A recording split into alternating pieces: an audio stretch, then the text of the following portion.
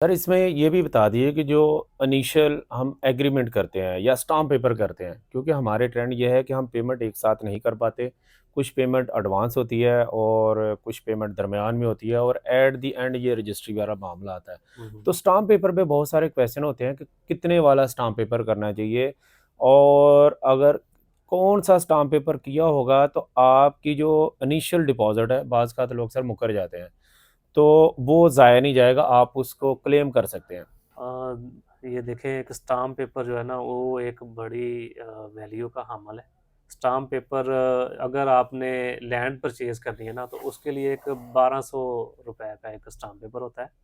वो आपने पंजाब बैंक से निकलवा के तो उसको आपने करना होता है। बेसिकली इसका तरीका ये है कि वो स्टाम्प भी रजिस्टर होना चाहिए। जी, बिल्कुल। और लोग क्या करते हैं कि बस वो स्टाम्प लिखा और उसमें मतलब साइन अंगूठे करवाए और लेके घर चले गए। असल में जब अकॉर्डिंग टू लॉ वो स्टाम्प पेपर रजिस्ट्रेशन उसकी ज़रूरी है। अगर वो रजिस्टर हो जाएगा तो मेरा ख्याल है कि तकरीबन सिविल केसेस में अप्रोक्सीमेटली 30% जो लिटिगेशन है वो वैसे ही कोर्ट से ख़त्म हो जाएगी। तो सर रजिस्टर्ड का मतलब वो चाह रहे हैं कि जो आजकल हुआ है कि रजिस्टर्ड का बारकोड होगा मतलब है कि या फिर नंबर पे पिन रजिस्ट्रेशन जो है जाता है? ना वो भी सब रजिस्ट्रार के सामने होती है। उसमें जो एग्रीमेंट करने वाला जिसके फेवर में हो रहा है और जो एग्रीमेंट दे रहा है, वो दोनों बंदे पेश होके उधर भी एक बताएंगे कि हम ये ज़मीन हमने सेल की है, मैं सेल करने वाला हूँ और ये ख़रीदने वाले हैं। ठीक है, वो एक मतलब सरकारी जो ओहदेदार है, सब रजिस्ट्रार है, उसकी एक एविडेंस आ जाती है उसमें।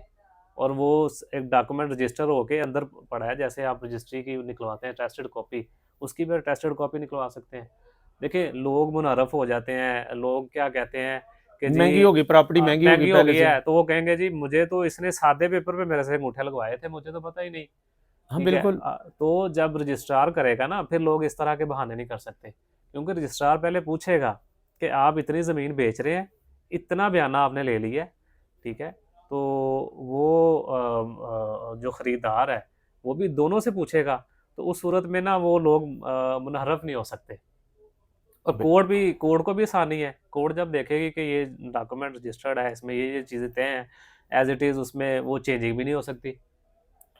तो सर अगर मैं देखें इस तरह के स्टेप अगर गवर्नमेंट लेती है ना तो मैं समझता हूँ तकरीबन 30% भी कम है, इससे ज़्यादा लिटिगेशन कोर्ट्स में कम ख़त्म हो जाएगी।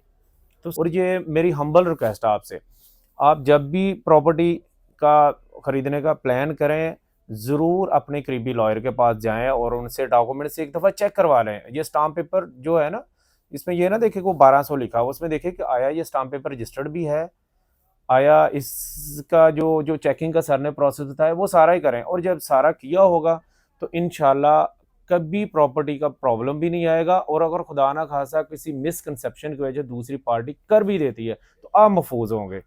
तो सर का भी शुक्रिया, सर ने मुफीद मालूमात दी। अपना और अपने से अबोबस्ता में बीतों को बहुत ज़्यादा ख्याल रखिएगा। अल्लाह हाफिज़। Thank you sir. Thank you.